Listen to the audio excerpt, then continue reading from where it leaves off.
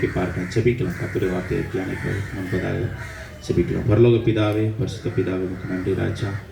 இந்த நாளில் கூட உங்களுடைய வேத வசனங்கள் மூலமாக, வார்த்தைகள் மூலமாக நீர் எங்களோடு கூட பேசுங்க, இடைப்படுங்க, பெரிய காரியங்கள் செய்யுங்க, அதிசயங்களை செய்யுங்க. இயேசுவின் மூலம் கேட்குற ஜீவனுள்ள நல்ல பிதாவே, ஆமென். ஹல்லேலூயா. நாம் ஒரு வசனத்தை வாசித்து கர்த்தருடைய வார்த்தையை நம்ம தியானம் பண்ணலாம்.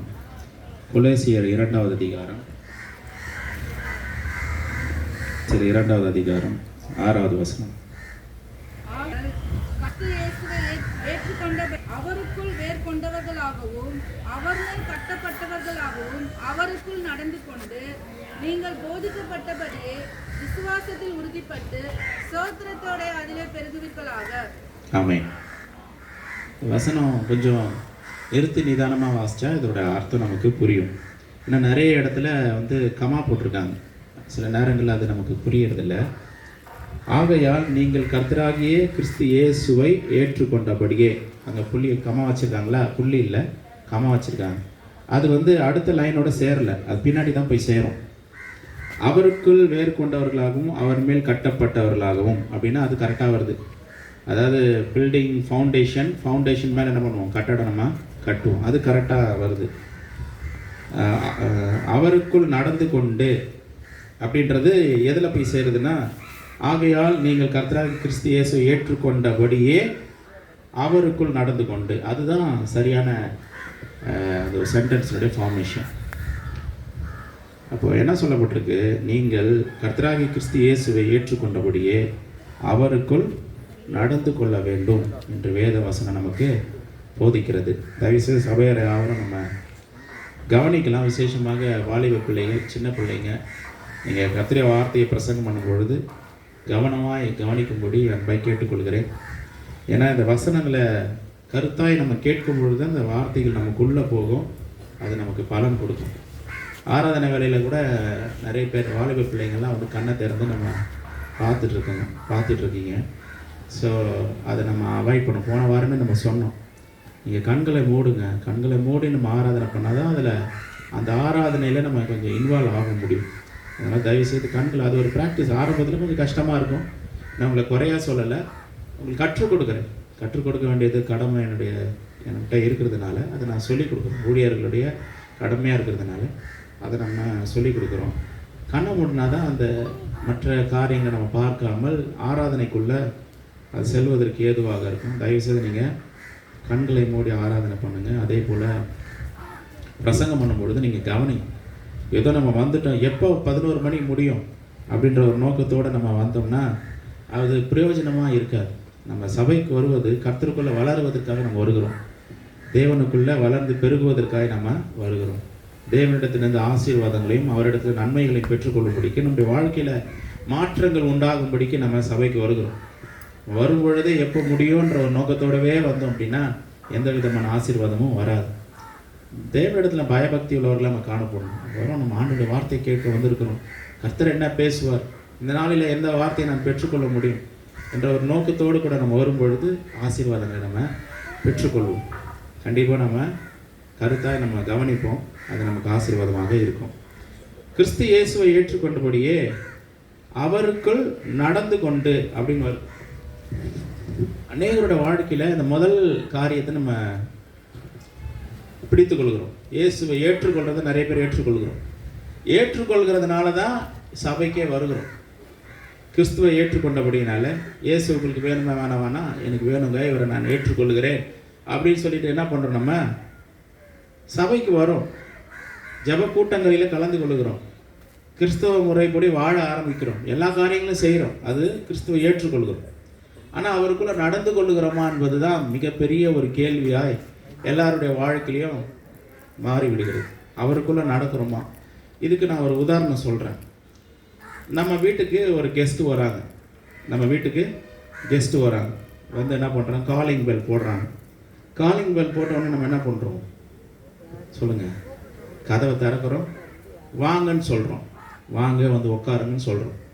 அவருக்கு எப்படி இருக்குது? ரொம்ப சந்தோஷமாக இருக்குது. அவரை ஏற்றுக்கொள்கிறோம், உள்ளே வராரு, உட்காந்துடுறாரு. சரிங்களா? அதுதான் ஒருத்தரை ஏற்றுக்கொள்வதற்கு அடையாளமாக இருக்குது. ஒருத்தர் ரிசீவ் பண்ண.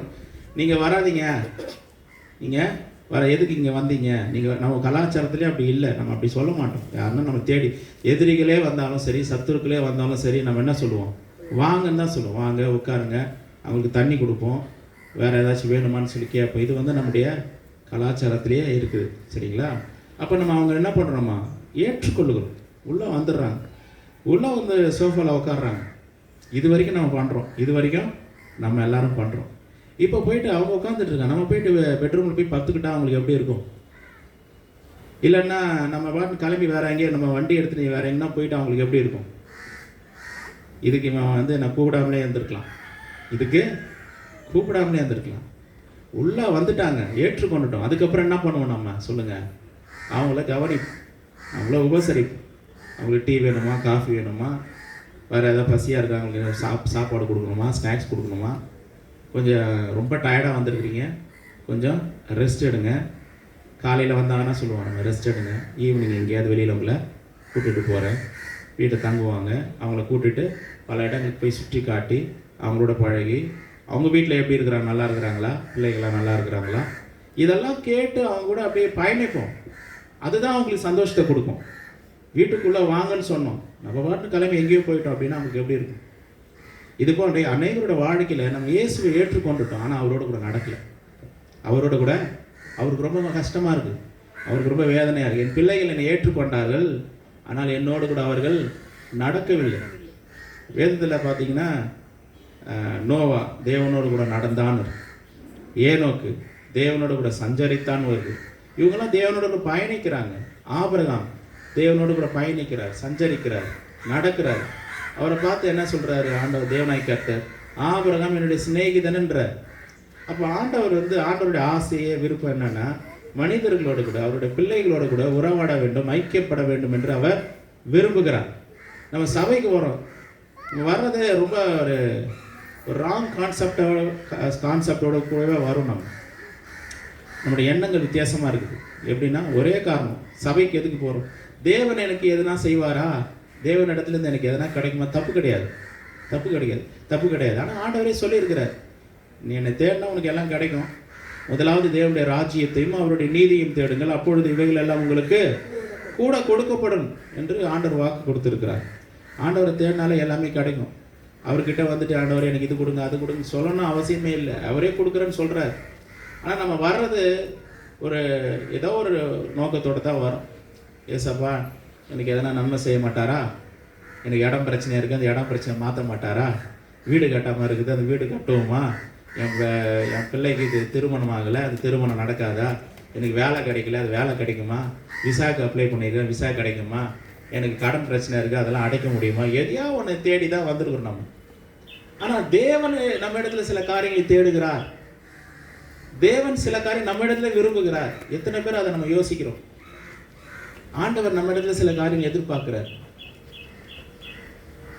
நம்ம ஆண்டவர் இடத்துல எவ்வளோ காரியம் எதிர்பார்க்குறோம், ஆனால் ஆண்டவர் சில காரியங்கள் நம்ம இடத்துல எதிர்பார்க்க. ஆண்டவரை நம்ம என்னைக்காவது நம்ம கேட்டிருக்கோமா ஆண்டவரை பார்த்து, ஏசப்பா உமக்கு நான் எதனா செய்யணுமா, உங்களுக்கு எதனா வேணுமா? எத்தனை பேர் கேட்டிருக்கோம்? எனக்கு சில காரியங்கள் வேணும் தான் நம்ம கேட்டிருக்கோம். ஆண்டவரே எனக்கு இதெல்லாம் வேணும் அதெல்லாம் வேணும், இதை பண்ணுங்க அது பண்ணுங்க. ப்ரேயர் லிஸ்ட்டு கொடுத்தோம் அப்படின்னா ஒரு பெரிய பட்டியலே நம்ம கொடுத்துருவோம், பெரிய பட்டியலே கொடுத்துருவோம். இந்த நிறைய பேருக்கு இந்த யூடியூப் பார்க்குற அனுபவங்கள்லாம் இருக்குது சரிங்களா? அந்த யூடியூப்பில் பார்த்தீங்கன்னா நல்ல பிரசங்கங்கள்லாம் யூடியூப்பில் வருது, அருமையான பிரசங்கம், அருமையான சத்தியத்தை அந்த ஊழியக்காரர் அருமையாக போதிக்கிறார், பிரசங்கம் பண்ணுறாரு, அருமையாக இருக்குது. இந்த பிரசங்கத்தை கேட்டு கமெண்ட்ஸ்ன்னு வருதுதில்ல, அந்த யூடியூப்பில் கீழே கமெண்ட்ஸ் வருது. எனக்கு ஒரு ஆசை வந்துச்சு ஒரு நாள், இவ்வளோ அருமையாக பிரசங்கம் பண்ணுறாங்களே இந்த ஜனங்க இதுக்கு என்ன கமெண்ட்ஸ் கொடுத்துருப்பாங்க, நம்ம போய் பார்க்கலாம். நம்ம சிலதெல்லாம் யோசிக்கிறோம், மக்கள் என்ன யோசிக்கிறாங்க நம்ம போய் பார்க்கலான்னா, அவங்க கீழே நம்ம என் பொண்ணுக்கு திருமண வாழ்க்கைக்காக ஜெபம் பண்ணிக்கிங்க, என் பையனுக்கு வேலை கிடைக்கல. அப்போ இந்த பிரசங்கத்துக்கு என்னதான் அவங்க யோசிச்சாங்கன்னு தெரியல. அவங்களுடைய எதிர்பார்ப்பு ஒரே நோக்கத்தோடு வந்திருக்கிறாங்க, ஒரே எதிர்பார்ப்போட வந்து இது நடந்துடணும் அப்படி. ஆனால் ஆண்டவர் அதில் ஏற்கனவே தரேன்னு தான் சொல்லியிருக்கிறார், கொடுப்பேன்னா நீ தேடினா உனக்கு எல்லாமே கிடைக்கும், நன்மை கிருபை உன்னை தொடரும்னார். நம்ம தான் அதை பின்னாடி போயிட்டுருக்கோம். ஆண்டவர் சொல்கிறாரு அதில் உன்னை தேடி வரும்பா, நீ கவலைப்படாதங்கிறார். எத்தனை பேர் சபைக்கு வந்து ஆண்டவரே உம்முடைய விருப்பம் என்ன, நான் என்ன ஆண்டவர் உனக்காக நான் செய்யணும், எத்தனை பேர் நம்ம கேட்குறோம்? அந்த ஒரு யோசனை நமக்கு வந்துருச்சு, அந்த எண்ணங்கள் நமக்கு வந்துருச்சுன்னா நம்முடைய வாழ்க்கை வித்தியாசமாக இருக்கும். தேவனுடைய நடத்துதலை பெற்றவன், தேவனுடைய அபிஷேகத்தை பெற்றவன், அவனுடைய யோசனை வித்தியாசமாக இருக்கும். ஆனால் சும்மா இருக்க முடியாது. ஒரு சின்ன ஒரு ரகசியம் சொல்கிறேன் பாருங்க. தேவன் மாத்திரம் நமக்குள்ளே இருந்து நடத்த ஆரம்பிச்சிட்டாருன்னு நம்மளால சும்மா இருக்க முடியாது.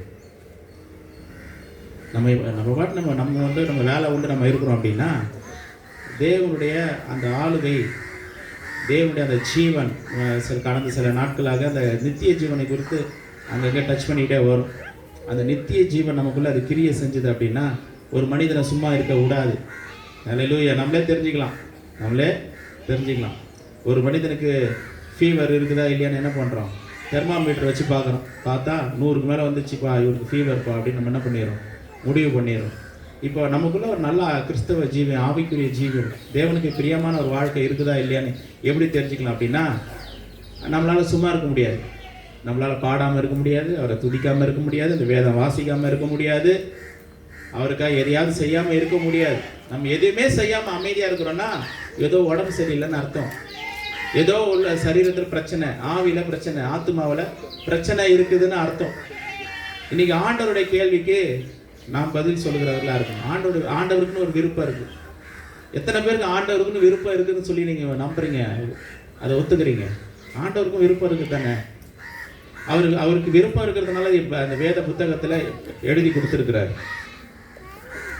அவரை ஏற்றுக்கொண்டபடி அவருக்குள்ள நடந்து கொள்ளுங்கள் வேத வசனம். இந்த வேத வசனங்கள் எல்லாம், இந்த வார்த்தைகள் எல்லாம் தேவனுடைய எண்ணங்களாக இருக்கிறது, தேவனுடைய சிந்தையாக இருக்கிறது. பவுல் சொன்னார், எங்களுக்கோ கிறிஸ்து இயேசுவின் சிந்தை உண்டாயிருக்குதுன்னு. அப்படின்னா அவருடைய மனசில் என்ன இருக்குது அதை தான் எழுதி கொடுத்துருக்கிறார். அவருடைய மனசில் என்ன இருக்குது, என்னை ஏற்றுக்கொண்டுட்ட, ஆனால் எனக்குள்ள என்னோடு கூட நீ நடந்து கொள், நட என்று ஆண்டவர் சொல்லுகிறார். அதான் அவருடைய விருப்பம். இன்னைக்கு நம்ம என்ன பண்ணுறோம், அவரோட கூட நடக்கிறதுல நிறைய பிரச்சனை. என்னங்க நடக்கிறதுல நிறைய பிரச்சனை இருக்குன்னா, பலவிதமான பிரச்சனைகளை சொல்லலாம். கிறிஸ்துவோடு கூட நடப்பதற்கு தடையாக இருக்கிற காரியங்கள் ஏராளமாக இந்த உலகத்தில் இருக்குது. அதில் 1-2 காரியங்களை மாத்திரம் இன்னைக்கு நம்ம தியானம் பண்ணி குறித்த நேரத்தில் இந்த பிரசங்கத்தை நம்ம முடிக்கலாம். தேவனோடு கூட நடப்பதற்கு தடையாக இருக்கிற காரியங்கள் என்ன என்பதை நம்ம கொஞ்சம் தியானிக்கலாம். 2 காரியம். ஒன்று உலகத்தில் இருக்கிற சில காரியங்கள், இன்னொன்று சபையில் இருக்கிற சில காரியங்கள். சபையிலேயே பார்த்தீங்கன்னா சில காரியங்கள் கிறிஸ்துவோடு நடப்பதற்கு தடையாக இருக்குது. அது நிறைய பேருக்கு தெரியாது. சபைனா நம்ம சபை மாத்திரமல்ல, முழு சபையும் தான் சொல்கிறேன் நான், சரிங்களா? உலகமெங்கும் இருக்கக்கூடிய சபையை தான் சொல்கிறேன். சபையிலே சில பிரச்சனைகள் இருக்குது. கிறிஸ்துவோடு கூட நடப்பதற்கு சில பிரச்சனைகள் இருக்குது. முதல்ல நான் உலகத்தில் இருக்கிற பிரச்சனைகளை நான் சொல்லிடுறேன், அதுக்கப்புறம் சபையில் இருக்கிற பிரச்சனைகளை நான் சொல்கிறேன். இதை நம்ம புரிஞ்சுக்கிட்டோம் அப்படின்னா கொஞ்சம் தேவனோடு கூட நடப்பதற்கு அது கொஞ்சம் பிரயோஜனமாக இருக்கும். முதல்ல உலகத்தில் இருக்கிற தடைகள். நம்ம எல்லாம் இந்த உலகத்தில் இருந்தானே வந்தோம், உலக வாழ்க்கையில் இருந்தானே வந்தோம். இப்போது அப்போஸ்தலனாகிய பவுல் அவர் என்ன பண்ணார் அப்படின்னா, அவர் புறஜாதிகளுக்கு அவர் அப்போஸ்தலனாக தேவனால் ஏற்படுத்தப்பட்டவர். அப்போது அவர் புறஜாதிகள் மத்தியில் போயிட்டு பிரசங்கம் பண்ணுறாரு. தேவனை குறித்து சுவிசேஷத்தை எல்லாத்தையும் பிரசங்கம் பண்ணுறாரு. அங்கே பிரசங்கம் பண்ணும்போது உலக மக்கள், உலக ஜனங்கள், பல்வேறு விதமான கலாச்சாரங்கள், மொழி, அவங்களுடைய பழக்க வழக்கங்கள் எல்லாம் வித்தியாசமாக இருக்குது. எல்லாமே வித்தியாசமாக இருக்குது.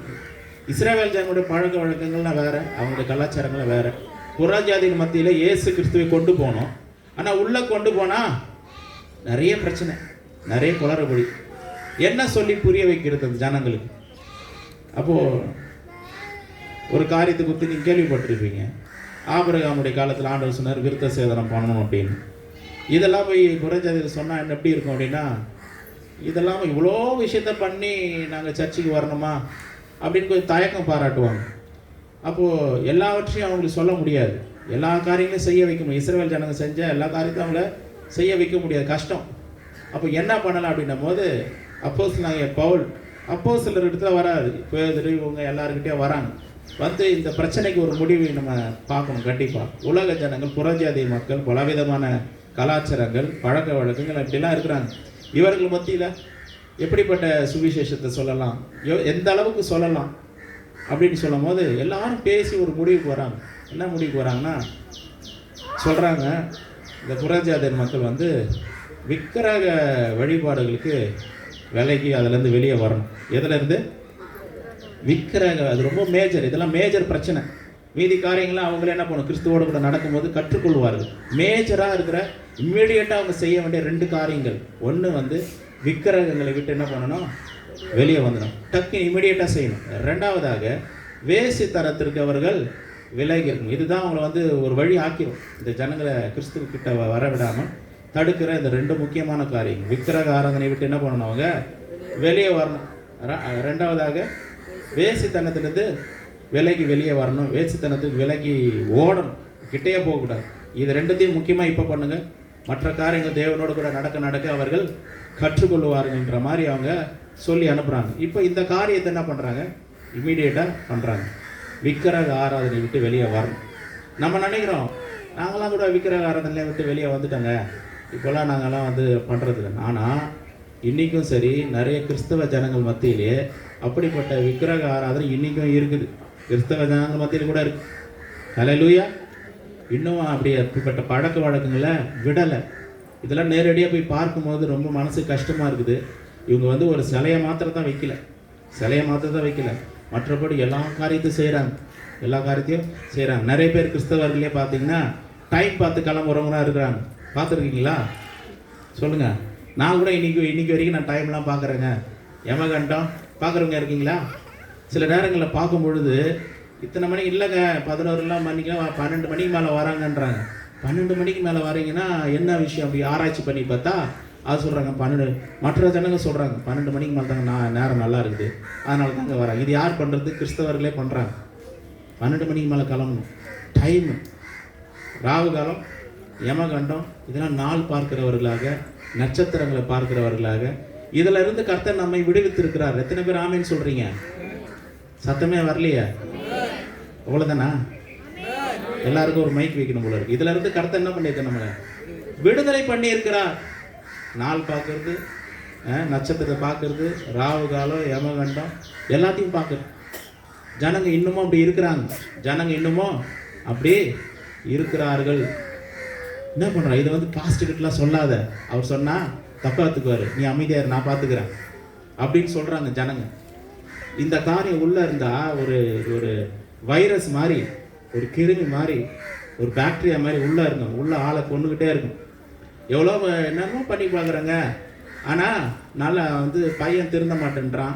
அவன் குடும்பத்தில் ஒரு மாற்றமே வரல. எந்த காரியமும் சர்ச்சைக்கு தாங்க போகிறேன், ஜபம் தான் பண்ணுறேன், ஒன்றும் என் ஜபமே கேட்கப்படலை. காரணம் என்னன்னா, உள்ள ஒரு வைரஸ் இருக்குது. அந்த வைரஸுக்கு சரியான மருந்து கொடுக்கல, அந்த வைரஸை வெளியே ஏற்றல. அதனால் என்ன ஆகலை? வாழ்க்கையில் மாற்றங்கள் உண்டாகலை, ஆசீர்வாதங்கள் உண்டாகலை. உலகத்திலே அப்படி இருக்குது. ஹல்லேலூயா. சில பேர் இங்கே இருக்கிறவங்ககிட்டே சில பேர்கிட்ட கேட்டோம்னா, நம்மலாம் என்ன டினாமினேஷன், எல்லாமே நாங்களாம் கிறிஸ்டியனுங்க, சர்ச்சுக்கு போகிறோங்க அப்படின்றோம். சரிங்களா? நீங்களாம் என்ன டினாமினேஷன் கேட்டால் என்ன சொல்லுவோம்? சொல்லுங்கள். நம்மளாம் என்ன டினாமினேஷன்? யாராவது ஒருத்தர் சொல்ல மாட்டீங்களா? சபையில் நிறைய பிரிவுகள் இருக்குங்களா இல்லையா? யாருன்னு சொல்கிறது? பெந்தேகோஸ்து. ஹல்லேலூயா. நம்மள என்ன டினாமினேஷன்? பெந்தேகோஸ்து டினாமினேஷன். பெந்தேகோஸ்துனா என்ன? பரிசுத்த ஆவியானவரால் நிரப்பப்பட்டு அவரால் நடத்தப்படுகிற கூட்டம். ஹல்லேலூயா. எத்தனை பேர் நம்ம பரிசுத்த ஆவியானவரால் நிரப்பப்பட்டிருக்கிறோம்? ஆமென். ஆமாம். அதனால தான் சனிக்கிழமையில் ஒரு ப்ரேயர் மீட்டிங் நம்ம வைக்கிறோம், இரவு சாயந்தரத்தில். அதில் வந்தோம் அப்படின்னா நம்ம அபிஷேகத்துக்காக நம்ம ஜெபிக்கலாம். ஆவின் அபிஷேகத்தை பெற்றுக்கொள்ளணும் அப்படின்னு விரும்புகிறவர்கள் அந்த கூட்டத்தில் நீங்கள் கலந்து கொள்ள முடியும் அன்பை கேட்டுக்கொள்கிறேன். ஸோ இந்த டினாமினேஷன் பெந்தேகோஸ்து அனுபவத்தை பெற்றுக்கொண்டவர்கள், சரிங்களா? இந்த உலகத்தில் நிறைய டினாமினேஷன் இருக்குது. சில பேர் என்ன பரிசுத்த ஆவியானவரை என்ன பண்ண மாட்டாங்க, நம்ப மாட்டாங்க. சரிங்களா? சில பேர் வந்து வேறு வேறு காரியத்தை என்ன பண்ணுறாங்க, ஏற்றுக்கொள்கிறார்கள். அதெல்லாம் நடக்குது. சில பேர் இங்கே பெந்தேகோஸ்து அனுபவத்தை பெற்றுக்கொண்ட சபையில் என்ன பண்ணிடுறோம், நம்ம சேர்ந்துடுறோம்.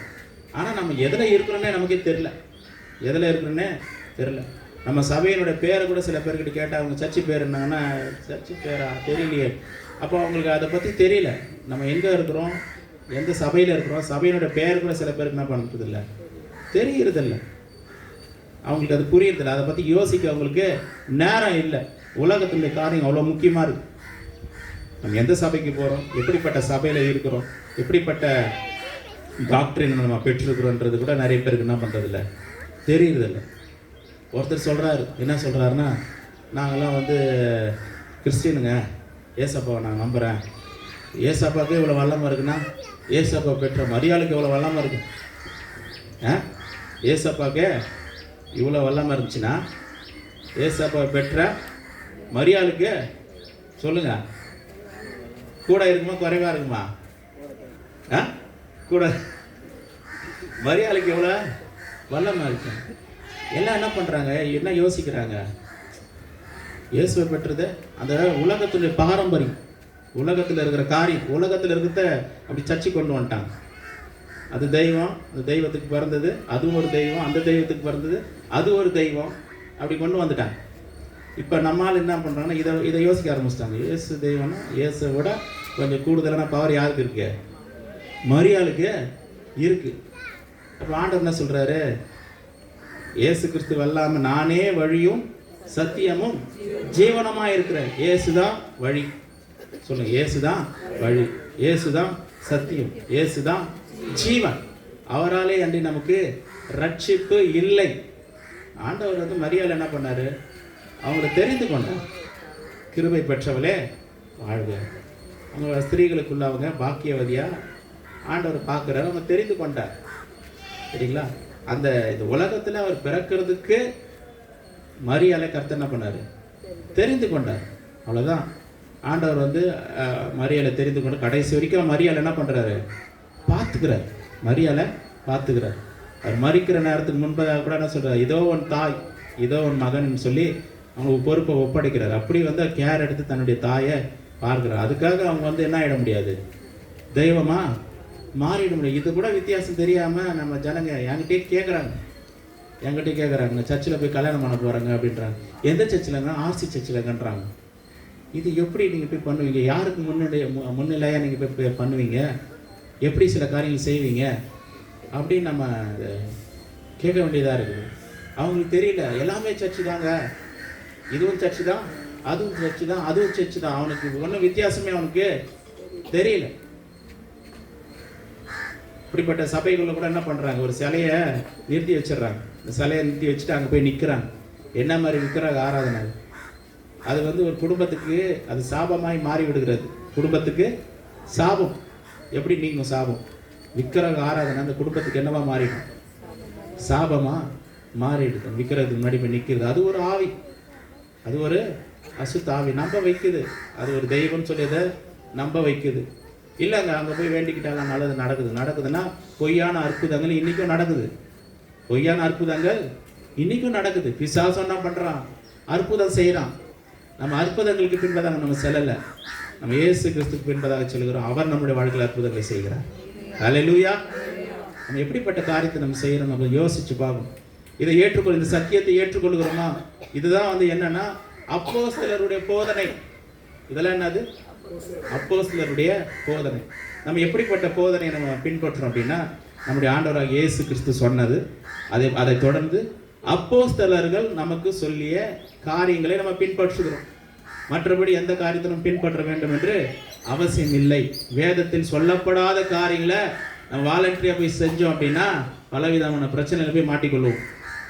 ஹல்லேலூயா. நம்புறீங்களா? அதெல்லாம் உங்கள் வாழ்க்கையை அற்புதமான வாழ்க்கையாய் மாறுவதற்கு, ஆசீர்வாதமான வாழ்க்கையாய் மாறுவதற்கான வழிகளை நான் கற்றுக்கொள்கிறேன். நீங்கள் என்னன்னா சொல்லுங்க, நான் இதை செய்யறதான் செய்வேன் அப்படின்னா நம்மளால் ஒன்றும் பண்ண முடியாது. ஹல்லேலூயா. கடைசி காலம், இந்த கடைசி காலத்தில் இந்த கர்த்தருடைய வார்த்தையை ஏற்றுக்கொள்ளுகிறவர்கள் கர்த்தருக்காக எழும்பி பிரகாசிப்பார்கள். இந்த உலகத்தில் இந்த விக்கிரக ஆராதனை விட்டு வெளியே வரணும். அது மாத்திரமல்ல, ஒரு சிலைக்கு முன்பதாக மாத்திரம் நிற்கிறது மாத்திரம் இல்லை. சில பேர் இந்த சிலையே தவிர்த்து சில காரியங்களை தங்களோட வாழ்க்கையில் விக்கிரகமாக மாற்றிடுறாங்க. அவங்களோட வேலை தாங்க ஃபஸ்ட்டுன்ற மாதிரி வச்சுருவாங்க. அவங்க வேலை தான் ஃபஸ்ட்டு, எங்கள் வேலை தாங்க, செய்யும் தொழிலே தெய்வங்கிறாங்க சில பேர். அப்போது அந்த வேலை தான் அவங்களுக்கு என்னவா இருக்குது? விக்கிரகமாக இருக்குது. அந்த விக்கிரகம் என்ன பண்ணுவான்? அந்த வேலையாலேயே என்ன பண்ணுவான்? கெட்டு போவான். நம்முடைய வாழ்க்கையில் தேவன் தான் முதலிடத்தை பெற்றிருக்க வேண்டும். அவருக்கு தான் முதலிடம். அவரை மகிமைப்படுத்துவேன், அவரை கனப்படுத்துவேன். ஆலயத்திற்கு சரியான நேரத்துக்கு வருவேன். எத்தனை பேர் சொல்லுங்க ஆலயத்துக்கு சரியான நேரத்தில் நான் வருவேன்னு? அல்லேலூயா. பொய் சொல்லக்கூடாது, சும்மாலாம் அப்படி அடிச்சு விடக்கூடாது. என்றைக்குமே தேவ சமூகத்தில் நம்ம சொல்கிற காரியம் தேவனுக்கு முன்பதாக சொல்லுகிற காரியம்.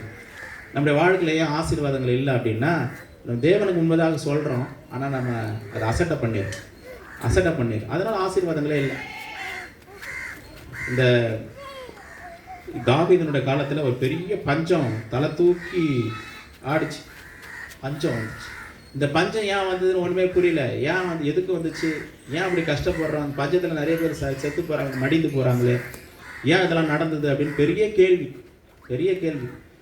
அப்போ தேவனிடத்தில் விசாரிக்கும் பொழுது கர்த்தருடைய வார்த்தை உண்டாகுது. என்ன உண்டாகுது அப்படின்னா, இந்த யோசுவா பழைய கதை இதெல்லாம். இந்த யோசுவா காலத்தில் இந்த கிபியோனியர்கள் என்ன பண்ணாங்கன்னா, யோசுவாவின் இடத்துல இதில் வீட்டில் வாசி பாருங்க, ரொம்ப சுவாரஸ்யமாக இருக்கும். யோசுவாவின் இடத்துல கொஞ்சம் ஆக்டிங்லாம் பண்ணி அவங்ககிட்ட ஒரு உடன்படிக்கை பண்ணிடுவோம். என்ன உடன்படிக்கைனா, நாங்கள் தூர தேசத்துலேருந்து வரோம், நீங்கள் உங்கள் கடவுள்லாம் பெரிய கடவுள், உங்கள் கூட இருக்க கர்த்தர் பெரிய கர்த்தர், அவங்களாம் உங்கள் எதிரிகளை சத்துருக்களெல்லாம் கண்டிப்பாக அழிச்சிட்டு உங்களை பெரிய லெவலில் கொண்டு வந்துடுவார். நீங்கள் அந்த லெவலில் வரும்போது எங்களெல்லாம் கொண்டுடாதீங்க, நாங்களாம் சாதாரணமான ஜனங்க, சின்ன ஊர், சின்ன கிராமம், பட்டணம், எங்களை அழிச்சிடாதீங்க, நாங்கள் உங்களுக்கு கூட ரொம்ப ஸ்நேகமாக இருக்கோம், நட்பாக இருக்கிறோம் அப்படின்னு சொல்லி என்ன பண்ணிடுறாங்க, போய் உடன்படிக்கை பண்ணிடுறாங்க. அப்போ அந்த யோசுவா என்ன பண்ணுறாரு அப்படின்னா, அவங்களுக்கு ஒரு உடன்படிக்கை பண்ணுறார். என்ன உடன்படிக்கைன்னா, எந்த ஒரு காலத்திலும் நாங்கள் என்ன பண்ணுவோம், உங்களை கொல்ல மாட்டோம், உங்களை அழிக்க மாட்டோம், உங்களை எதுவுமே பண்ண மாட்டோம், எங்கள் கூட இருங்க, எங்களுடைய சின்ன சின்ன வேலைகள்லாம் செய்யுங்க, விறகுலாம் கொஞ்சம் எடுங்க எல்லாம் பண்ணி சொல்லி கூட வச்சுக்கினாரு. அவங்களை அழிக்கவே இல்லை, அப்படியே போயிட்டு இருந்துச்சு. ஆனால் ஆண்டவருடைய எதிர்பார்ப்பு என்னன்னா, இந்த காரியத்தை அடுத்தடுத்த தலைமுறைக்கு சொல்லணும், நம்ம கிபியோனியருக்கு நம்ம உடன்படிக்கை பண்ணியிருக்கிறோம், எங்கள் காலத்துக்கு அப்புறம் நீங்கள் என்ன பண்ணிடாதீங்க, அவங்கள போய் அழிச்சிடாதீங்க, நம்ம உடன்படிக்கை இருக்குது அப்படின்னு நீங்கள் சொல்லியிருக்கணும். இவங்க பிறந்த இந்த பிள்ளைங்க அவங்க பிள்ளைகளுக்கு போய் சொல்லணும், கிபியோனர்கிட்ட நம்ம உடன்படிக்கை பண்ணியிருக்கிறோம், யாரை நீங்கள் அழிச்சலாம் அந்த ஜனத்தை அழிச்சிடாதீங்க சொல்லிகிட்டே இருங்க. இதுதான் ஆண்டவர் எதிர்பார்க்குற காரியங்கள். ஆனால் இந்த சவுல் காலத்தில் என்ன நடந்துச்சு அப்படின்னா, சவுல் போய் இந்த கிபியோனர்கள் முற்றிலும் அழிச்சு போட்டவொடனே ஆண்டவர் அதை பார்க்குறாரு. அன்னைக்கு யோசுவா மூலமாக உடன்படிக்கை பண்ணப்பட்டது, அதை மீறி இந்த கிபியோனை நீங்கள் எப்படி அழிச்சு போடுன்னு சொல்லி இந்த தேசத்தில் பஞ்சத்தை அனுமதிக்கிறார். ஆண்டவரை விசாரிச்சா சொல்கிறாரு, அன்னைக்கு பழைய கதையை சொல்கிறார், அன்னைக்கு நீங்கள் உடன்படிக்கை பண்ணியிருந்தீங்க, அதை மிஸ் பண்ணிட்டீங்க, அதனால தான் அந்த பஞ்சம் உண்டாச்சு. அப்போ என்னங்க பண்ணணும், போங்க கிபியோனர்கிட்ட போயிட்டு அவங்ககிட்டே கேளுங்க என்ன பண்ணணும். அவங்ககிட்ட போய் கேட்கும்போது, இந்த சவுல் குடும்பத்தை நாங்கள் அழிச்சு போகணும், அவங்க குமாரன் எல்லாரும் கூட்டுவாங்க, எல்லாரையும் கொண்டு போகணும், கூட்டு வந்து விட்டாங்க, கொண்டு போட்டாங்க, பஞ்சம் தீர்ந்து போச்சு. ஒரு மனுஷன் பண்ண உடன்படிக்கைக்கே அவ்வளோ பவர் இருக்கும், அவ்வளோ மாற்றங்கள் அந்த வாழ்க்கையில் கொண்டு வருது, அவ்வளோ சாபங்களை கொண்டு வருது. அந்த உடன்படிக்கை காத்துக்கொள்ளும் பொழுது அந்த வாழ்க்கையில் அவனுடைய வாழ்க்கையில் ஆசீர்வாதங்களை கொண்டு வருது. அப்படின்னா தேவனுக்கு முன்பதாக நம்ம நிறைய நேரத்தில் வாக்குறுதிகளை அள்ளி வீசுகிறோம், ஆனால் என்ன பண்ணுறதில்ல, அதை கவனிக்கிறதே இல்லை, அதை மறந்து போயிடுறோம். சில நேரங்களில் பாருங்கள், திருமணம் நடக்கும்போது ரெண்டு பேரும் இருக்கிறாங்க, கணவன் மனைவியும் 2 பேர் இருக்கிறாங்க, பொண்ணு மாப்பிள்ளையும் இருக்கிறாங்க. 2 பேர் பார்த்து சொல்கிறாங்க, யாருக்கு முன்பதாக அவங்க நிற்கிறாங்க, கர்த்தருக்கு முன்பதாக நிற்கிறாங்க. என்ன சொல்கிறாங்க, இன்பத்திலும் துன்பத்திலும், அப்புறம் சொல்லுங்க, சுகத்திலும் சுகவீனத்திலும் மரணம் நம்மை பிரிக்கும் வரை பிறர் முகம் பாராமல் உன்னை ஆதரிக்கவும் காப்பாற்றுவோம் கர்த்தருக்கு முன்பதாக வாக்கு கொடுக்குறேன்னு சொல்கிறார். இது தேவனுக்கு முன்பதாக என்ன பண்ணுறாங்க, வாக்கு கொடுக்குறாங்க.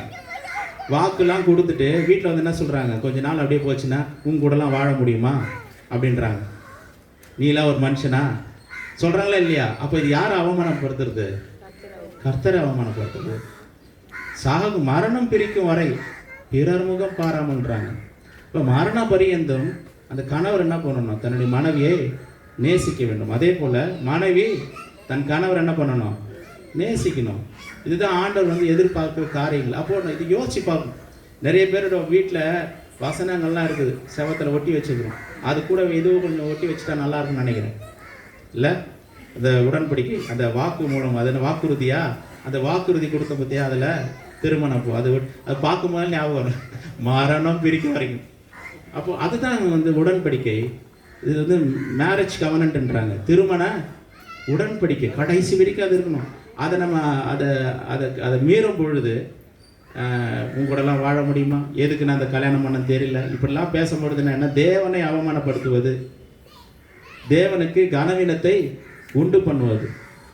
ஒரு சாதாரண ஒரு மனிதர்களுக்கு மனிதர் பண்ண உடன்படிக்கைக்கு அவ்வளோ வல்லமாக இருக்குன்னா, தேவனுக்கு உண்மைதான். நம்முடைய வாழ்க்கையில் நிறைய நேரத்தில் இதெல்லாம் சொல்லிட்டோம், ஆனால் அதெல்லாம் மறந்து நம்முடைய வாழ்க்கையில் வித்தியாசமாக பேசுகிறோம். சூழ்நிலைகள் மாறும்பொழுது வாயின் வார்த்தைகள் மாறுது. அதனால் குடும்பத்தில் என்ன பண்ணுறோம், நரகத்திலேருந்து அக்கினி கூட்டின்னு வந்து உள்ளே விட்டுறோம். காரணம் நம்ம தான். காரணம் நம்ம தான். ஆண்டவர்களுடைய பார்வையில் அவருடைய எதிர்பார்ப்புகள் இருக்குது. அவருடைய திட்டத்தை இந்த பூமியில் நம்ம செய்கிறவர்களாக இருக்கணும்னு சொல்லி ஆண்டவர்கள் வந்து விரும்புகிறார். ஆனால் இப்படிப்பட்ட முடிவுகளை நம்முடைய வாழ்க்கையில் நம்ம எடுத்து விடுகிறோம். இப்போ உடன்படிக்கை என்பது ரொம்ப ரொம்ப ரொம்ப நம்முடைய வாழ்க்கையில் ரொம்ப முக்கியம். சரிங்களா? அப்போது என்ன நடக்குது அப்படின்னா, அது மறுபடியும் அந்த காரியத்துக்கு நான் வந்துடுறேன். உலகத்தில் இந்த விக்கிரக ஆராதனை வேசித்தனத்துக்கு விலகிருக்கு. விக்கிரக ஆராதனை சொல்லும் பொழுது ஒரு ஸ்டாச்சு மாத்திரமல்ல, ஒரு விக்கிரகம் மாத்திரமல்ல, ஒரு சிலை மாத்திரமல்ல. நம்முடைய வாழ்க்கையில் சில காரியங்களை தேவனுக்கு மேலாக வச்சிடுறோம், தேவனுக்கு மேலாக வைத்துடுறோம். சில பேருடைய வாழ்க்கையில் வந்து பார்த்தீங்கன்னா, நம்முடைய வாழ்க்கையை கர்த்தர் எப்படி நியமித்து வச்சுருக்கிறாங்கன்னா, முதலாவது நம்முடைய வாழ்க்கையில் தேவன் தான், அதற்கப்புறம் கணவன் மனைவி. சரிங்களா? திருமணமானவர்கள் சொல்கிறேன், கணவன் மனைவி, அதுக்கப்புறம் தான் மற்ற நபர்கள் எல்லாம், இதுக்கப்புறம் தான் மற்ற நபர்கள் எல்லாம். ஆனால் என்ன பண்ணிடுறாங்க, கணவனை காட்டிலும் மேலான இடத்த வேறு யாருக்குன்னு கொடுத்துருது, இல்லை மனைவியை காட்டிலும் மேலான இடத்த வேறு யாருக்குன்னு கொடுத்துட்டு குடும்பத்தில் பெரிய பிரச்சனைகள் குழப்பங்கள் வருகிறது. யாருக்கு எந்த ஸ்தானத்தை நம்ம கொடுக்க வேண்டும் என்று ஆண்டவர் நமக்கு ஞானத்தை கற்றுக் கொடுத்துருக்கிறான். ஆனால் எல்லாவற்றுக்கும் மேலாக தேவன் நம்முடைய வாழ்க்கையில் முதலாவது இருக்கும். எல்லாவற்றுக்கும் மேலாக தேவன் தான் முதலிடம். தேவனுக்காகத்தான் நான் வாழ்கிறேன். வாயை திறந்து சொல்லணும், சொல்கிறது யோசிக்கிறேன். நம்ம ஆளுங்க சொல்கிறதுக்கு யோசிக்கிறேன். நான் தேவனுக்காக வாழ்கிறேங்கன்னு சொல்கிறது எவ்வளோ அசிங்கமாக அவமானப்படுறேன். நான் அசிங்கமாக இருக்குது போல், அவங்களுக்கு அவமானமாக இருக்குது போல். நான் தேவனுக்காக தான் வாழ்கிறேங்க, கர்த்தருக்காக வாழ்கிறேன்னு சொல்கிறதுக்கு அசிங்கப்படுறாங்க. மனுஷர் முன்பதாக அவர் நாமத்தை அறிக்கை செய்வதற்கு நீங்கள் வெட்கப்பட்டீங்கன்னு நான் என்ன பண்ணுவேன், திரளான தூதர்கள் முன்பதாக அவருடைய நாமத்தை சொல்வது நானும் வெட்கப்படுவேங்கிறார். அது சொல்லணும், முதல்ல வாயை திறந்து சொல்லணும். அதுதான் கர்த்தரை நேசிக்கிறது. ஹல்லேலூயா. கர்த்தரை மகிமைப்படுத்துவதற்கு வாயை திறந்து பேசணும். வெள்ளிக்கிழமை அந்த சகோதரர் வந்திருந்தார் லண்டன் தேசத்துலேருந்து. அவர் வந்து நிறைய சாட்சிகளை சொன்னார். அவர் வீட்டுக்கு வந்திருந்தார், எங்கள் வீட்டுக்கு வந்திருந்தார். அவர்கிட்ட பேசும்போது நான் சில விஷயத்தை கவனித்தேன். என்ன கவனித்தேன் அப்படின்னா, அவருக்கு வாய்க்கு வாய் சொல்கிறாரு. என்ன சொல்கிறாருன்னா, நான் கஷ்டப்படுற நேரத்தில் கூட ஏசப்பா நான் ராஜா மாதிரி தான் வச்சுருந்தாரு. எனக்கு வேலையே இல்லாதப்போ கூட 3 வேளை எனக்கு சாப்பாடு கர்த்தர் கொடுத்தாரு. நான் ராஜா மாதிரி தானே வச்சுக்கிட்டாரு. லண்டன் மாத்திரம் இல்லை, நான் இங்கே இருக்கும்போது கூட ஏசப்பா என்ன ராஜா மாதிரி தானே வச்சுக்கிட்டாரு. அவன் வாய்க்கு வாய் சொல்லிக்கிட்டே இருக்கிறான். ஆனால் அது அவனுக்கே தரும். நான் சொன்னேன், இப்போ நீ வந்து சில காரியம் நீ உணராமலே உன்னை அறியாமல் நீ பேசுகிற. ஆனால் நான் ஆண்டவரோடு நடக்கிறதுனால நான் சொல்கிறேன், நீ ஆண்டவரை வந்து அப்பப்போ மையப்படுத்திகிட்டே இருக்கிற. இது ஏசப்பா ரொம்ப பிடிக்குது அவருக்கு, அதை ரொம்ப விரும்புகிறார். நீ உள்ளத்தின் அதாவது சர்ச்சில் வந்து சில பேர்கிட்ட போராடணும், வாயை தருங்க, துதிங்க, சோத்திரம் சொல்லுங்கள், கையை தட்டுங்க, கெஞ்சணும் அவங்கக்கிட்ட. ஆனால் பண்ண மாட்டாங்க. ஆனால் அவன் பாரு, இங்கே சர்ச்சுக்கு இங்கே வந்து மாத்திரம் அவன் செய்கிறதில்ல. அவன் நடைமுறை வாழ்க்கையிலே டே டு டே லைஃப்லேயே அவன் செய்கிறான். அது புகழ்கிறான், ஆண்டவர் ஸ்தோத்தரிக்கிறான், கனப்படுத்துகிறான். அவன் எல்லார்கிட்டையும் சொல்கிறான், ஏசப்பா நல்லவர், அது இதுன்னு அவர் தான் என்னுடைய ராஜா அப்படிலாம் சொல்கிறான். என்னை ராஜா மாதிரி வச்சுக்கிறேன், என்னை பார்த்துக்கிறார், எனக்கு ஒரு குறையும் இல்லை, அவர் இருக்கிறார் எனக்கு. இப்படி சொல்லி துதி, இதெல்லாம் துதி தான், இதெல்லாம் துதிகள் தான். நம்முடைய வாழ்க்கையில் அதெல்லாம் காணும். ஏசுன்னு சொல்கிறதுக்கு ரொம்ப பக்கத்தில் அவர் ரசிக்கப்பட அவர் சொன்னால் தப்பாக நினைப்பார். அதான் நம்ம ஏன் சொல்லணும் அப்படின்னு நம்ம வெக்கப்படுறோம், அசிங்கப்படுறோம், அவமானப்படுறோம் ஏசப்பா பற்றி சொல்கிறதுக்கு. என்ன ஏங்க இவ்வளோ கஷ்டப்படுறீங்க? அதெல்லாம் ஒன்றும் இல்லைங்க, ஏசப்பா என் கூட இருக்கிறாங்க, அதெல்லாம் நான் கர்த்தரை நான் பார்த்துப்பேன். என்ன ஏசுன்ற அப்பப்போ அப்படின்னு அவன் கேட்பான். அதுதான் சுவிசேஷம் சொல்கிறதுக்கு நல்ல சான்ஸு. நம்ம அவங்க வாயை திறக்க மாட்டோம். இதெல்லாம் அவருக்குலாம் பிடிக்காது. நம்ம ஏசு கிறிஸ்துவை பற்றி யார்கிட்ட பேசுகிறோம் அப்படின்னா, ரட்சிக்கப்பட்டவங்க பேசுகிறோம். அவங்க அவர் ஊழியம் செய்கிறாருங்க, அவர்கிட்ட பேசலாம். இவங்க சர்ச்சுக்கு போகிறவங்க, இவங்ககிட்ட பேசலாம். கர்த்தர் நம்மளை அதுக்காக வைக்கல. இந்த பூமிக்கு கர்த்தர் நம்மளை எப்படி வச்சிருக்கிறாருன்னா, பூமிக்கு நீங்கள் உப்பாக இருக்கிறீர்கள்ன்றாரு. அப்படின்னு உப்புன்னா அந்த அந்த உப்பு நம்ம எதுக்கு பயன்படுத்துவோம்? ஒரு பொருள் கெட்டு போகாமல் இருக்கிறதுக்கு நம்ம பயன்படுத்துவோம். சரிங்களா? உப்புன்னா நம்ம புரிஞ்சுக்கணும். ஓமைகளை கர்த்தர் சொல்கிறாருல, ஒரு ஊறுகாய் இருக்குன்னு வச்சுங்க, அந்த ஊறுகாய் கெடாமல் இருக்கிறதுக்கு நம்ம என்ன போடுறோம்? உப்பு போடுறோம். அந்த உப்பு போட்டால் தான் அது கெடாமல் இருக்குது.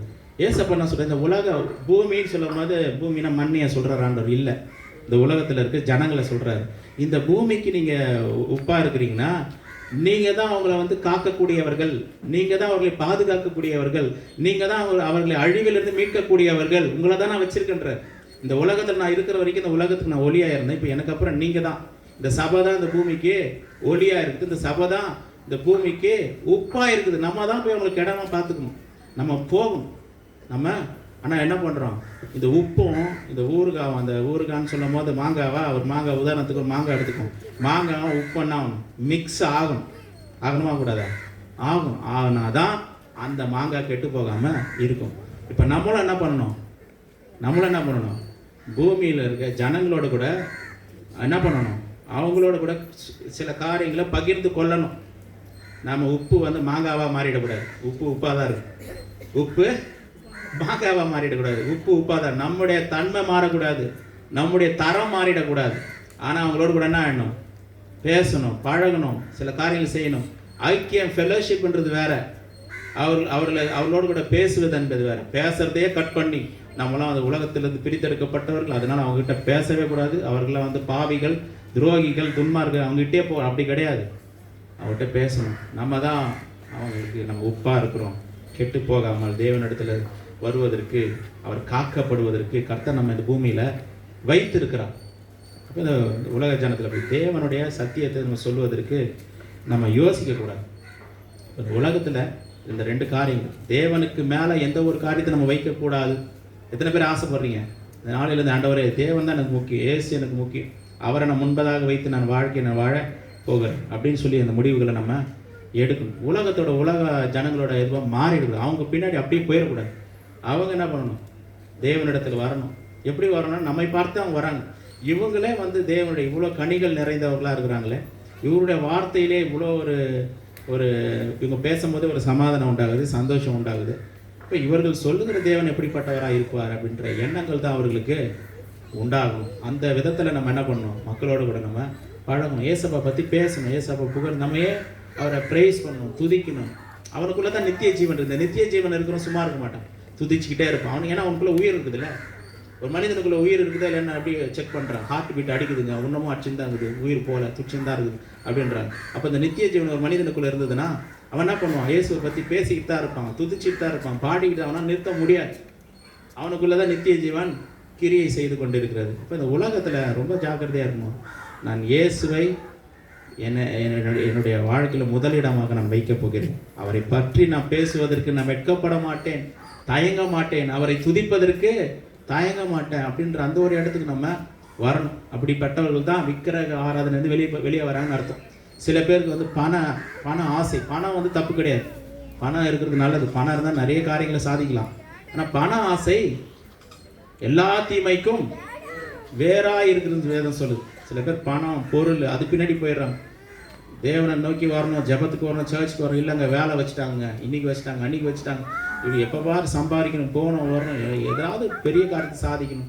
ஐஸ்வர்யத்தின் பின்னாடி போகிறது. ஐஸ்வர்யம் நல்லது தான், கர்த்தர் அது கொடுக்குறாரு. ஆனால் அதுக்கு பின்னாடி நம்ம போக வேண்டும் என்ற ஆண்டவர் நம்ம ஒரு காலம் விரும்பலை. இதெல்லாம் வந்து விக்கிரக ஆராதனையாக ஆண்டவருடைய பார்வையில் பார்க்கப்படுது. உலகத்தில் இவ்வளோ பிரச்சனை இருக்குது. இன்னொரு காரியம், உலகத்திலேருந்து நம்ம கொஞ்சம் ஆண்டவருக்காக எழுமணுன்றதுக்கு இன்னொரு காரியத்தை சொல்கிறேன். அது எப்படின்னா, நம்ம உலகத்தினுடைய காரியத்துக்கு எந்த அளவுக்கு நம்ம இருதயத்தை திறந்து கொடுக்குறோமோ, உலகத்தினுடைய காரியத்துக்கு எந்த அளவுக்கு திறந்து கொடுக்குறோமோ அந்த அளவுக்கு உலகம்தான் நம்ம ஆண்டு கொண்டு இருக்கோம். நம்ம நினைப்போம், நம்ம கர்த்தருக்காக வாழணும், கர்த்தருக்காக சில காரியம் செய்யணும்னு நினைப்போம். ஆனால் எழுப்ப முடியாது. காரணம் என்னன்னா, எந்த அளவுக்கு நம்முடைய நேரத்தை உலகத்துக்கு கொடுக்குறோமோ உலகத்துக்கு பின்பாக தான் நம்ம போவோம். எந்த அளவுக்கு நம்முடைய நேரத்தை தேவனுக்கு கொடுக்குறோமோ அந்த அளவுக்கு தேவனுக்கு தான் எழும்பும். இது ஒரு பெரிய ரகசியம். ஹல்லேலூயா. கொஞ்சம் ஒரு பாத்திரத்தில் சுட தண்ணி இருக்குது, அதே பாத்திரத்தில் பச்சை தண்ணி இருக்குது, சரிங்களா? இப்போ ஒரு பாத்திரத்தில் சுட தண்ணி இருக்கிற பாத்திரம் வந்து பார்த்தீங்கன்னா முக்கால்வாசி சுட தண்ணி இருக்குது, சரிங்களா? இன்னொரு பாத்திரம் பாருங்கள், பச்சை தண்ணி இருக்குது, ஒரு கால்வாசி தான் இருக்குது. இப்போ ரெண்டுத்தையும் மிக்ஸ் பண்ணால் சூடு இருக்குமா, அந்த வெதுவெதுப்பாக மாறும்? சூடு தான் அதிகமாக. சூடு அதிகமாக இருக்குமா, இல்லைன்னா அந்த பச்சை தண்ணியாக இருக்கு அப்படி இருக்குமா? இல்லை, எது அதிகமாக இருக்கும்? சூடு அதிகமாக இருக்குமா? ஏன்னா சுட தண்ணி அதிகம், பச்சை தண்ணி கம்மி. அப்போ குளிர்ச்சி அதிகமாக இருக்குமா, சூடு அதிகமாக இருக்குமா? காரணம் நேரத்தை அதிகமாக கொடுக்குறோம். கிறிஸ்துவுக்கான நேரத்தை அதிகமாக செலவு பண்ணும் பொழுது உலகத்தினுடைய காரியம் நம்முடைய வாழ்க்கையில் வந்து போனால் கூட அந்த சூடு அனல் நம்முடைய வாழ்க்கையில் இருக்கும். ஆனால் உலகத்தினுடைய நேரத்தை நம்ம உலகத்துக்கு அதிகமாக கொடுத்துட்டோம்னா நம்ம என்னைக்கோ வர்ற வாரத்துக்கு ஒரு நாள் வர்ற இந்த 1 hour ஜெபம் கூட்டம் இதெல்லாம் வந்து சூடாக மாற்றாது. இது வந்து சொல்லிக் கொடுக்குறோம், கற்றுக் கொடுக்குறோம். உலகத்தில் போய் மற்ற 6 நாட்கள் எப்படி வாழ வேண்டும் என்று நம்ம சொல்லிக் கொடுக்குறோம். அதை நம்ம வாழ்க்கையில் செயல்படுத்தும் பொழுது ஆவியில் அனலாக இருக்க முடியும். தேவன் நம்ம கொடுக்குற ஒரு கட்டளை என்ன தெரியுங்களா? ஆவியில் அனலாக இருக்கு. நிறைய பேர் இது கட்டளைன்னே தெரியாது. ஆவியில் அனலாக இருக்குன்னு சொல்லி தேவனுடைய கட்டளை. ஆவியில் அனலாக இருக்கலாம், இல்லாமலும் போகலாம், அது இஷ்டம் அப்படிலாம் சொல்லலை. அது ஒரு கட்டளை. நம்ம ஆவியில் அனல் உள்ளவர்களாக இருக்க வேண்டும் என்று தேவன் விரும்புகிறார். நம்ம எந்த அளவுக்கு நம்ம நேரத்தை வந்து உலக பிரகாரம் 6 நாள் என்ன பண்ணுறோம், உலகத்துக்கு நேரத்தை செலவு பண்ணுறோம். என்ன பண்ணுறோம், சில பேர் நண்பர்கள் உலக நண்பர்களோடு கூட சுற்றுறாங்க, படம் பார்க்குறாங்க, நாடகம் பார்க்குறாங்க, உலகத்தினுடைய காரியம் வீடியோ கேம் விளாடுறாங்க, யூடியூப்பில் நேரத்தை ஸ்பெண்ட் பண்ணுறாங்க, என்னென்னமோ காரியங்களை செய்கிறாங்க. ஆனால் சர்ச்சுக்கு மட்டும் வாரத்துக்கு ஒரு நாள் வந்தால் ஆவியில் அனலாக மாறிடுவாங்களா? அவங்க ஒரு நாள் நடக்காது. ஆனால் தேவனுடைய கிரியைகள் நம்முடைய வாழ்க்கை இல்லைங்க. சர்ச்சுக்கெலாம் வந்து போனோம், ஒன்றும் இல்லைங்க. ஆனால் நிறைய பேருக்கு ஆசை இருக்கு, ஏசப்பா என்கிட்ட பேசினேன், எப்படி பேசுவார், எப்படி பேசுவார்? இந்த ஆவி அனலானா தான் கர்த்தருடைய வார்த்தை உண்டாகும்.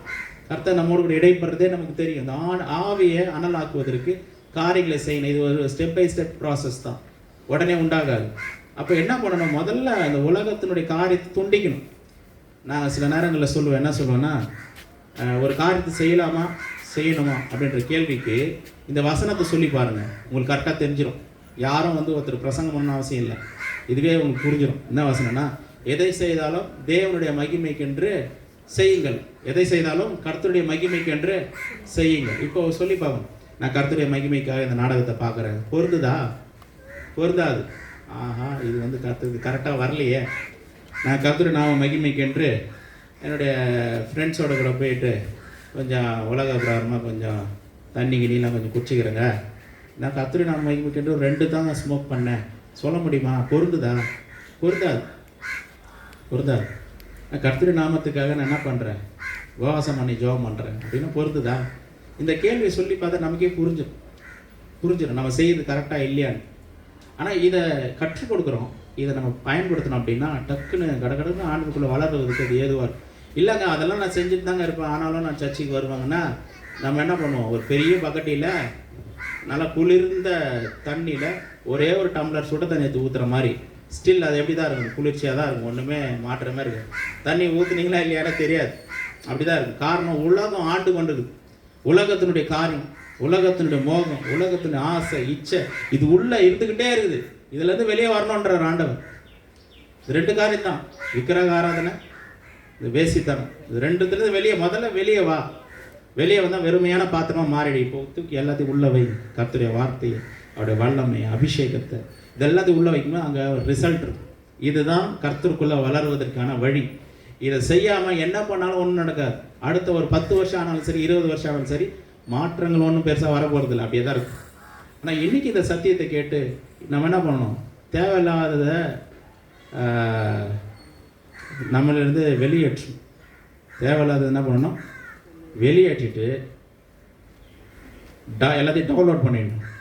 அப்படின்னா நம்மளை விட்டு என்ன பண்ணணும், எல்லாத்தையும் டவுன்லோட் பண்ணிவிட்டு கர்த்தருடைய காரியங்கள் உள்ள என்ன பண்ணணும் சொல்லுங்கள், அப்லோட் பண்ணணும். உள்ள அப்லோட் பண்ணணும். தேவையில்லாததை வெளியேற்றி டெலீட் பண்ணணும். டவுன்லோட் கூட சொல்லக்கூடாது, எல்லாத்தையும் டெலீட் பண்ணிவிட்டு கர்த்தருடைய காரியங்களை என்ன பண்ணணும், உள்ளே வச்சு அப்லோட் பண்ணணும். அப்போ ரிசல்ட் முதல்ல விடணும், அப்புறம் என்ன பண்ணணும், தொடரணும். விட்டால் தான் தொடர முடியும். நான் விடவும் மாட்டேன், ஆனால் தொடருவேன்னா ஒன்றும் நடக்காது. மாற்றங்கள் வாழ்க்கையில் ஒன்றும் பெருசாக வரப்போகிறது கிடையாது. நான் 2 காரியங்கள் சொல்லணும்னு நினச்சேன். இந்த உலகத்தில் இருக்கிற காரியங்கள் நமக்கு எப்படி தடையாக இருக்குது அப்படின்னு. இன்னொன்று ஒரு காரியம், சபையினுடைய காரியங்கள் நமக்கு எப்படி தடையாக இருக்குது அப்படின்னு சொல்லி நான் சொல்லணும்னு நினச்சேன். பட் ஆனால் நமக்கு நேரம் இல்லை. கர்த்தருக்கு சித்தமானாலும் அந்த காரியத்தை அடுத்த வாரம் சொன்னாலும் தப்பு இல்லை, அடுத்த வாரம் நம்ம தொடரலாம். உலகத்தினுடைய காரியங்கள் மாத்திரம் நான் சொல்லியிருக்கிறேன். இதிலேருந்து வெளியே வரணும், இதிலேருந்து வெளியே வரணும். நீங்கள் போய் யோசனை பண்ணணும். உலகத்தினுடைய பாரம்பரியங்கள், உலகத்தினுடைய தேவையில்லாத காரியங்கள் உலகத்தினுடைய தேவனுடைய வார்த்தைக்கு சட்டத்திட்டங்களுக்கு ஒவ்வாத கலாச்சாரங்கள் இந்த பூமியில் இருக்கு. தேவனுடைய சட்டத்திட்டங்களுக்கு ஒவ்வாத கலாச்சாரங்கள் பூமியில இருக்கு. தேவையில்லாத காரியத்தில் போய் என்ன பண்றோம்? ஈடுபடுறோம். தேவனுக்கு மகிமை கொண்டு வராத காரியங்களை நம்ம என்ன பண்றோம்? ஈடுபடுறோம். அதனால நம்முடைய வாழ்க்கையில சாபங்களும் பிரச்சனைகள் போராட்டங்கள் தான் வருது. யோசிக்கணும். கர்த்தருக்கு பிரியமில்லாத காரியத்தை நான் என்ன பண்ண மாட்டேன், செய்ய மாட்டேன், சத்தியத்தை நான் புரிந்து கொள்வேன்னு சொல்லி நம்ம இருதயத்தை கர்த்தருக்கு நம்ம திறந்து கொடுத்தோம்னா வாழ்க்கையில் மாற்றங்கள் உண்டாகும். வாழ்க்கையில் மாற்றம். நம்ம சபையை சார்ந்த யாருமே சரி, இந்த நாள் பார்க்குறது, நட்சத்திரத்தை பார்க்குறது, இந்த உலகத்தினுடைய பாரம்பரியங்கள், இவங்க சொன்னாங்க, அவங்க சொன்னாங்க, பெரியவங்க சொன்னாங்க, எல்லாம் கிடையாது. கர்த்தருடைய வார்த்தை என்ன சொல்லுகிறது? அல்லேலூயா. அங்கே மாற்றம் உண்டாகும். சகல பிரஸ்தாபத்தை பார்க்கலும் கர்த்தர் தேவன் தம்முடைய வார்த்தையை மகிமைப்படுத்தி இருக்கிறார். எந்த மனிதனுடைய வார்த்தை மேலோங்கி நிற்கிறதோ அந்த மனிதனுடைய வாழ்க்கையில் தேவ மகிமை காணப்படும், தேவனுடைய ஆசீர்வாதங்கள் காணப்படும், தேவனுடைய நன்மைகள் அந்த மனிதனுடைய வாழ்க்கையில காணப்படும். அல்லேலூயா. தேவனுக்கு பிரியமில்லாத எல்லா விதமான காரியங்கள் நம்ம விட்டுட்டு என்ன பண்ணுவோம்? அகற்றுவோம். தேவனுடைய வார்த்தையில் அப்போ வாரம் வர்றது, கர்த்தருடைய வார்த்தை உள்ள வைக்கிறதுக்காக, தேவனுடைய சத்தியத்தை போதனை நம்ம உள்ள வைப்பதற்காக நம்ம வாரம் வரும். இந்த வார்த்தை நம்ம வளர வைக்கும், வாழ வைக்கும், எல்லா காரியங்களும் செய்யும். ஆனால் அதுக்கு முன்பதாக செய்ய வேண்டிய காரியம் இந்த உலகத்தினுடைய காரியங்கள், அசுத்தமான காரியங்கள், பாவமான காரியங்கள், விக்கிரகம் நிறைந்த காரியங்கள், தேவனுக்கு பிரியமில்லாத காரியங்கள் நம்ம விட்டு முற்றிலுமாக அகற்றி போட வேண்டும். ஹல்லேலூயா. எதுக்கு செவி கொடுக்கக்கூடாது, அதுக்கெல்லாம் செவி கூடாது. அந்த காரியங்களை நம்ம நாடி தேடி போகக்கூடாது. ஒருவேளை இந்த காரியங்கள் செய்யலாமா செய்யக்கூடாது எனக்கு தெரியல, வேதத்தின்படி எனக்கு ஆலோசனை தேவை அப்படின்னா நீங்கள் என்ன பண்ணலாம்? உங்களுடைய போதகரை நீங்கள் அணுகலாம், கேட்கலாம், தேவ ஆலோசனை நம்ம பெறலாம். ஆனால் என்ன பண்ணுறாங்க? லாஸ்ட்கிட்ட வர்றதே கிடையாது. இவங்களே பேசி இவங்க ஒரு முடிவுக்கு வந்துடுறாங்க, இவங்களே பேசி இவங்களுக்கு வந்துடுறாங்க. அப்படி இல்லை. தேவ வசனத்தின்படி நடக்க நம்ம கற்றுக்கொள்ள வேண்டும். நமக்கு சில சந்தேகங்கள் இருக்கும் பொழுது போதகர் என்ன பண்ணணும்? கேட்கணும். அவங்க உங்களுக்கு வழி. அதுக்காக தான் ஊழியக்காரர்களை கர்த்தர் என்ன பண்ணியிருக்காரு? வைத்திருக்கிறார். அது மிகுந்த ஆசீர்வாதமாக நம்முடைய வாழ்க்கையில் இருக்கும். நம்ம யாவரை ஜெபிக்கலாம், எல்லாரும் எழுந்து நிற்கலாம், நம்ம ஜெபிக்கலாம். ஜெபித்தது என்பதாக நம்ம காணிக்க பழப்போம். பரலோக பிதா, எல்லாம் ஜெபம் பண்ண கர்த்தருக்கு நம்ம ஜெபம் ஒப்பு கொடுப்போம். ஏசப்பா ஸ்தோத்திரம் ஆண்டவர், நன்றி தகப்பனே. ஆண்டவரே, எங்களுடைய வாழ்க்கையில் உண்மை நாங்கள் ஏற்றுக்கொண்டோம், உண்மை எங்களுடைய சொந்த இரட்சகராக நாங்கள் ஏற்றுக்கொண்டிருக்கிறோம். ஆனால் இந்த நாளில் உம்மோடு கூட நடப்பதற்கு எங்களை நாங்கள் அர்ப்பணிக்கிறோம். உம்மோடு கூட பேசுவதற்கு, உம் சத்தத்தை கேட்பதற்கு, ஆண்டவரே உங்களுடைய வேத வசனங்களை நாங்கள் தியானிப்பதற்கு, உம்முடைய வழிகளில் நடப்பதற்கு எங்களை ஒப்பு கொடுக்கிறோம். ஆண்டவரே, உம்மோடு கூட நடப்பதற்கு தடையாக இருக்கிற இந்த உலகமான காரியங்கள், உலகத்தினுடைய பாரம்பரியங்கள், உலகத்தினுடைய விக்கிரக ஆராதனைகள், ஆண்டவரே உலகத்தினுடைய உம்முடைய வேத வசனத்துக்கு வார்த்தைக்கு ஒவ்வாத கலாச்சாரங்கள், எல்லாவற்றையும் விட்டு வெளியே வர கர்த்தரை எங்களுக்கு உதவி செய்ய முடியாது செபிக்கிறோம். ஆண்டவரே, உங்களுடைய வழிகளில் நடக்க எங்களுக்கு உதவி செய்யுங்க. நம்முடைய வார்த்தையின்படி நடக்க எங்களுக்கு உதவி செய்யுங்க என்று ஆண்டவருக்கு நம்ம செபிக்கலாம். ஒரு வினாடி, ஒரு நிமிஷம் நம்ம ஆண்டவருக்கு ஜெபம் பண்ணணும். கர்த்தர் ஜெபிக்கிற நேரம் ஜெபம் பண்ணுவோம். கர்த்தர் நம்முடைய ஜெபத்தை கேட்கிறார். ஹல்லேலூயா. ஸ்தோத்திரம் பண்ணும், ஜெபம் பண்ணுவோம். ஸ்தோத்திரம் ஆண்டவர். ஆண்டவர் சமூகத்தை ஒப்பு கொடுப்போம். நம்ம மனதை திறந்து, இருதயத்தை திறந்து ஆண்டவர் சமூகத்தை ஒப்பு கொடுக்கலாம். ஏசப்பா ஆண்டவரே, நான் உமக்காக வாழ போகிறேன்.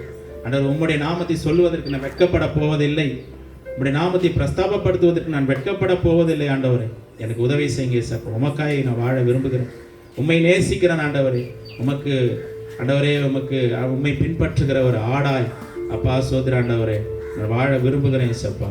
நாடு சமூகத்தில் ஒப்பு கொடுக்கலாம். ஆண்டவரே, என்னை நடத்துங்க ஏசப்பா. உமக்கு பிரியமில்லாத காரியங்கள் என்னை விட்டு எடுத்து போடுங்க. ஆண்டவரே, ரத்தத்தினால் என்னை கழுவி என்னை சுத்திகரிங்க, என்னை பரிசுத்தப்படுத்துங்க. புதிய வாழ்க்கையினால் என்னை நிரப்புங்க, புதிய நம்பிக்கையினால், புதிய விசுவாசத்தினால் நிரப்புங்கப்பா. இந்த விசுவாச வாழ்க்கை என்னை வாழ அப்பா இதை தொடர எங்களுக்கு உதவி செய்ய முடியாது ஜெபிக்கிறோம்ப்பா. ஜெபித்த ஒவ்வொரு பிள்ளைகளை கர்த்தாவே நீர் ஆசீர்வதிக்க முடியாது, பலப்படுத்த முடியாது ஜெபிக்கிறோம்ப்பா. உடைய நாமத்திற்கு சகல துதிக மகிமையாட்டு சொத்து கர்த்தராகிய இயேசு கிறிஸ்து மூலமே குறிஞ்சி உணர்வு நல்ல பிதாவே, ஆமென்.